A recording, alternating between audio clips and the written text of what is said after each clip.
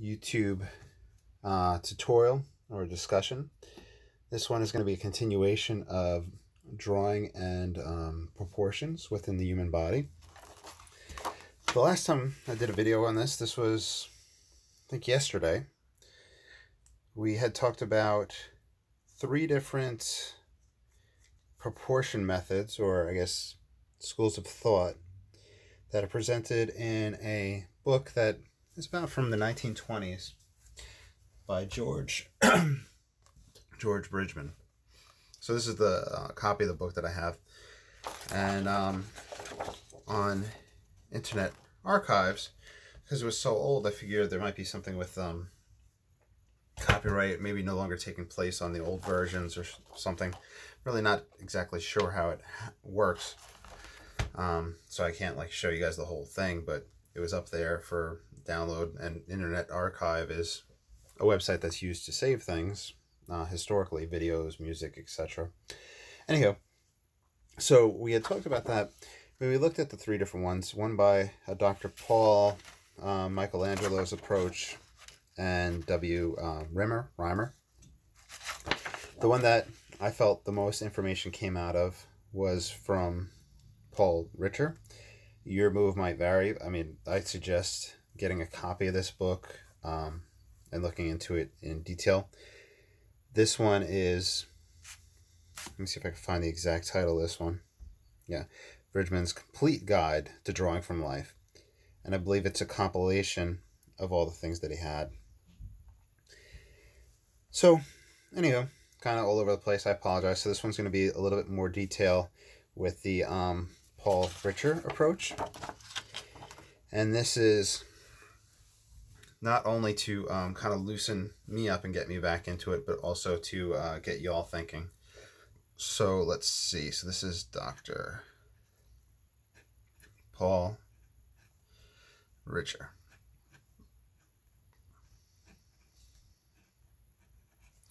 And his is the 7 1/2 head. Meaning, we have the size of the head.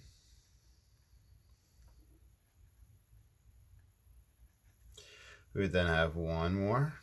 So it's 2, 3, 4, 5, 6, 7 1/2.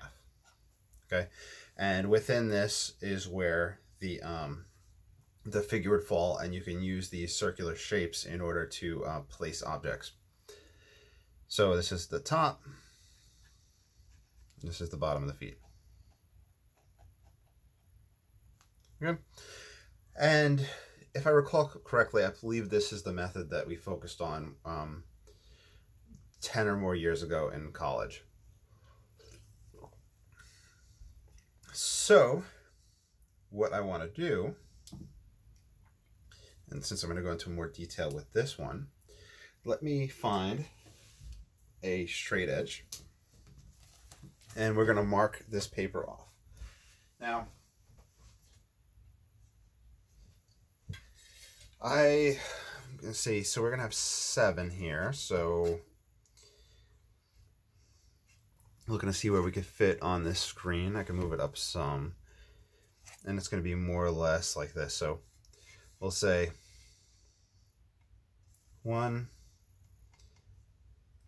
2, 3, 4, 5, 6, 7, and then 1/2. All right. So let me move this. And we'll dot across. It sounds windy outside today. Dot across. Dot across. I just want very faint marks. And those lines aren't perfect. If you want to do this study on your own, you can use a ruler, you can use grid paper, anything like that. Okay. Now, I'm going to mark the halfway.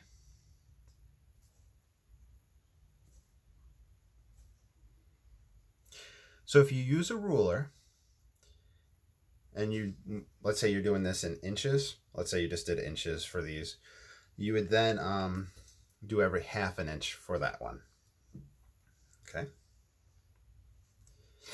So for the male, here we have the top of the head, and this one, it's just drawn with half the body. I'm going to try to draw the whole body, and this is a male figure right here. So top and chin. There's proportion methods for the head and the face, I believe, or at least like general guidelines about how the eyes relate to the ear and different positions, but that'll be for a future video once I come across that. So it looks like right here it's eye line. Now, halfway down on the next one is the top of the shoulder, where it starts to curve down, and we'll call that top of shoulder. That's your deltoid right there. Width-wise, people's width are going to be different and whatnot. There is that dip in the neck where it kind of meets where your collarbone would be. Let's do kind of collarbone. It feels like I'm just feeling my own physical self to kind of get those lines in place. So here is the neck. The neck seems to be about let's say a fourth of this one, so a fourth of an inch. We come down and then we curve out. Come down and we curve out. Okay. So down and curve. Now this right here, this is your traps. If you stand and you shrug your shoulders up, it's that muscle that's doing it up and squeezing on either side of your neck. Okay. The next one is what looks to be the nipple line and the end of the curve for this arm, for the deltoid. So width-wise, this proportion drawing may not be the best, but it's more kind of a vertical proportion guide.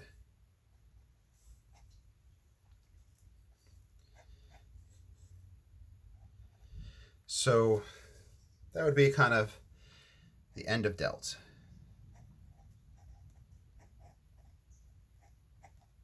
Or the curve. Okay, and this is nipple. Right in here. Okay. Next, at this point here, nothing too fantastic is taking place on this halfway down on this drawing that we are given here. We have that come down. Here we have the arm. There is a kind of separation from the physical body right there. I'm not sure if there's a name for that, so we're not going to try to make any claims about what's taking place right there. So this comes out, comes in, and out, something like this.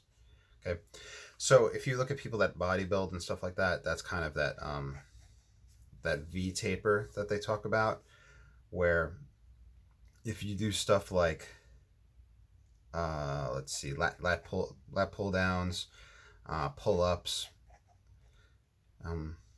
it's an extension of the trap muscle, I believe, when you see it kind of on the side.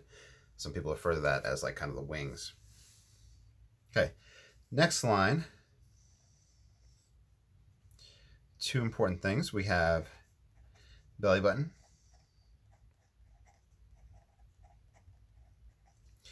And we have the elbow.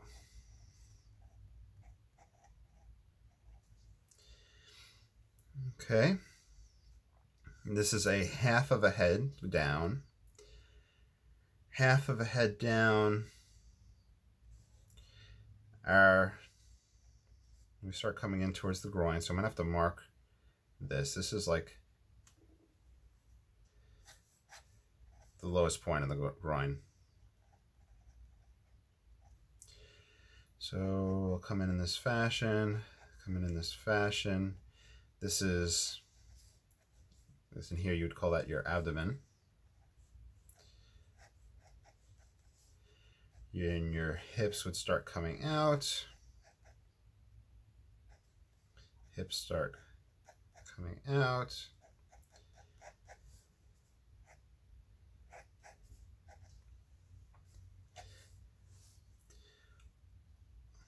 Arms out here.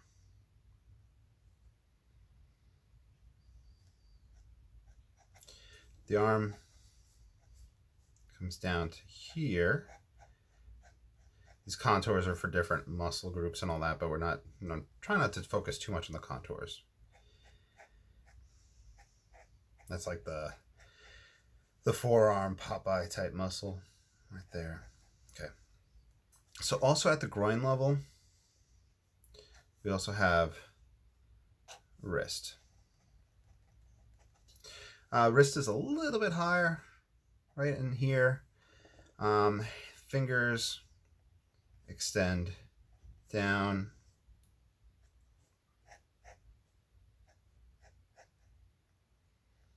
Extend past a little bit. So I'll have that guy come down. So wrist, fingertips.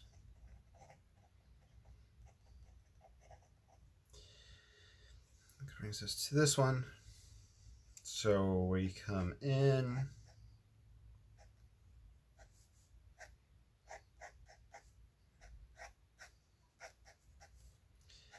I'm just gonna separate these legs. Like I said, we're not really focusing too much on the width proportions. We're looking at just vertical proportions. Now, this is top of knee.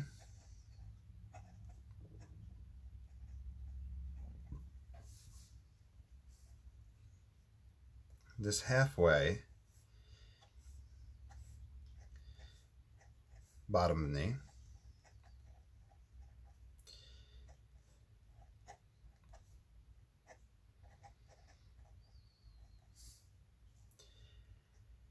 All right, bring that in.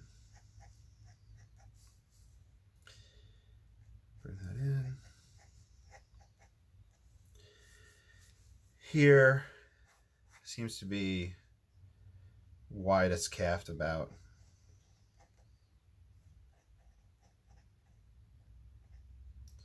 Widest calves. So it goes out. And curves in. Goes out and curves it. Here is our ankle. And then we have foot.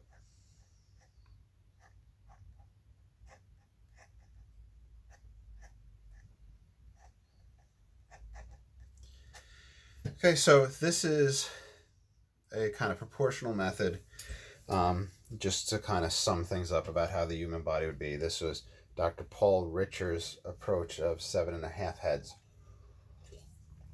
which, like I said, I personally feel that it has a better lineup with it.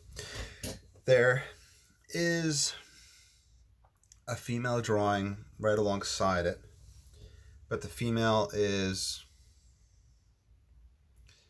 honestly just all the spots line up.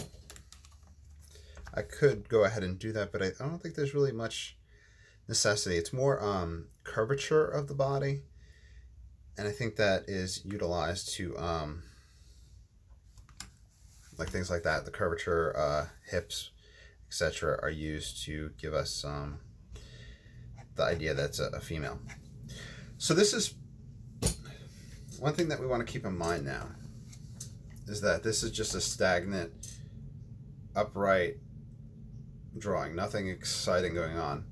This is if you're playing a video game or something and you're scrolling through potential character types or something, they might just have them standing in this boring posture. So what we're going to have to wind up doing is then looking at how things wind up switching and moving around. And I think that's what he starts to discuss in the next section. I'm going to speculate that we're going to put it together like blocks. I have this little figure right here. We have the torso being a block. We have the head being a block. And we have the waist. I'm not sure what the area would be called for that, but that's going to be looked at as a block as well. And this is what we want to keep in mind. So if we have this figure standing here, I'm guessing this is the front of the head. I don't think it matters. Okay. We have a figure here. Well, this is supposed to be like that.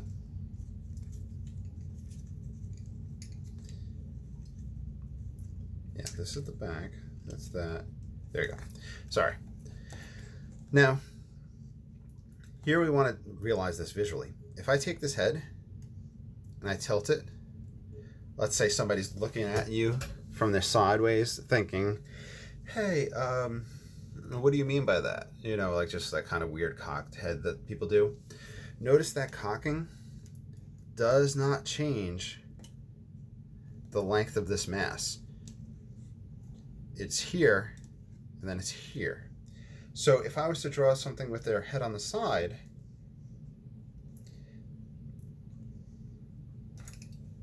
we'll do head tilted. It could be feasibly, I'm just looking at this right here.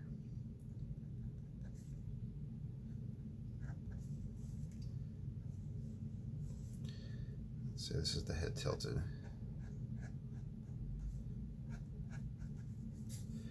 You see how this one comes over and this comes over? Let me mark this as 1 inch. Then, according to this, this would be 1 inch as well.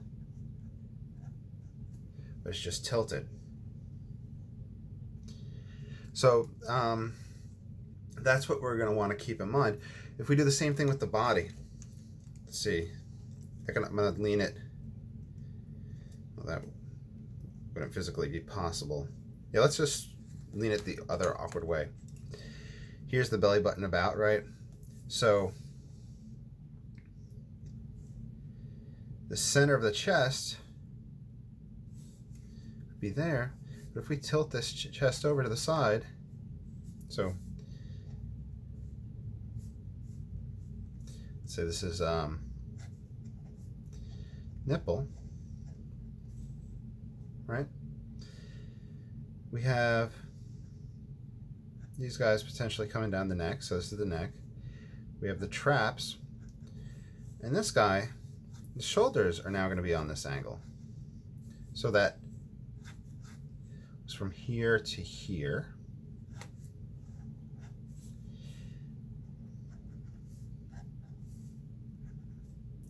Top of shoulder.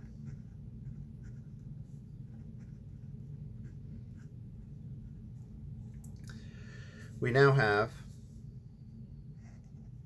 and this would be 1/2 inch, because it's, we said that these hash marks from here to here is 1/2 inch. Okay. 1/2 inch.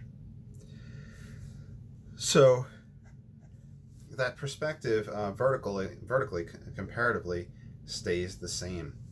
The end of that delt would line up and come down. It'd be something like that.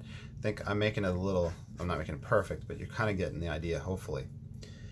The belly button, if this whole mass moves, and if the belly button is considered part of that mass, which I'm not quite certain on that, we'd have that movement take place. Okay. Now that this arm is dropped, it does affect the elbow. So elbow is here, let's say lower elbow,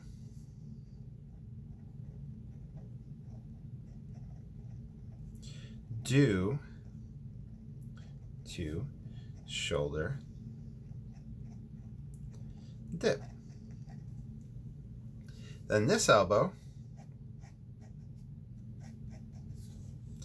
we'd probably be able to, let's say the elbow's here.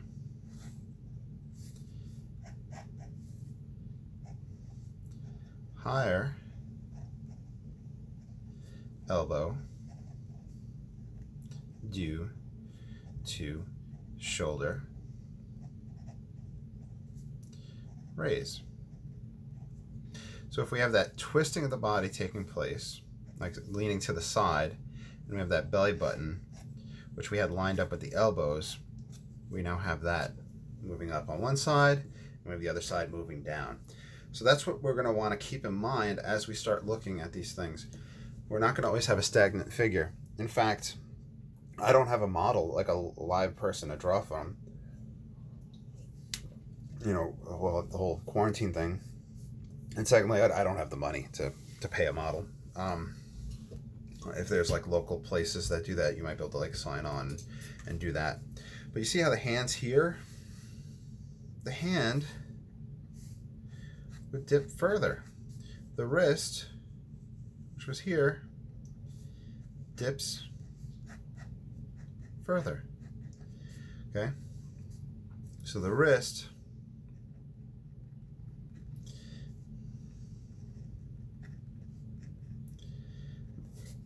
and then we'll wind up seeing the same thing on the other side, where rather than the wrist being lower, it would raise this wrist because of that.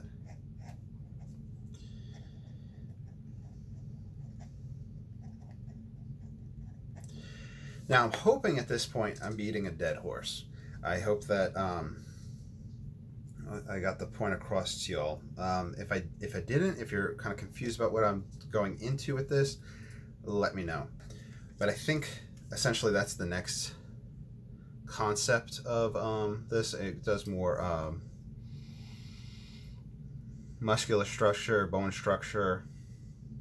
Looks like just bone structure, because the bones will move everything around. But we'll go into more detail. We'll continue studying through this book. There might be stuff that I just wind up skipping over, etc.